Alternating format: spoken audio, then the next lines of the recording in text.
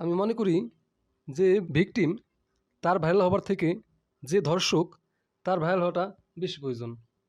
আমার বোনের সাথে অন্যায় হবে, আবার আমার বোনই সমাজে লজ্জিত হবে, আর যে আমার বোনের সাথে অন্যায় করবে সে মাথা উঁচু করে হাঁটবে, এমন কেন? এই ট্রেন থেকে আপনার আমার বের হয়ে আসতে হবে।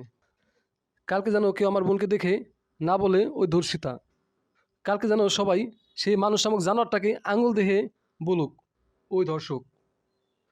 গতকালকে ফেসবুকে দেখলাম আমার এক ইন্ডিয়ান বোন মমিতার সাথে 18 থেকে 20 জন অমানবিক নির্যাতন করছে। তবে সে 18-20 জন কারা, তাদের কেন আমরা জানবো না? আমার বোনের ছবি শেয়ার না করে আমার বোনের উপর যে অন্যায়কারীরা অন্যায় করছে তাদের শেয়ার করি। আরেকটা কথা না বললে নয়, আমরা সবাই জানি আইন শক্তের ভক্ত, নরমের দম। তাই আমার আইনের প্রতি সম্মান থাকলেও বিশ্বাসটা খুব একটা নেই। আমি এখনও শুনিনি যে কোনো ধর্ষকের ফাঁসি হয়েছে। আমাদের দেশে এমনও মানুষ আছে যাদের আইন স্পর্শ করতে পারে না। সে মানুষগুলা আইনত শাস্তি না পেলেও আমাদের সামাজিকভাবে শাস্তি পাক, তাকে সবাই আঙুল দিয়ে বলুক তুই ধর্ষক। এতে মানুষ নামক জানোয়ারগুলা ভয় পাবে।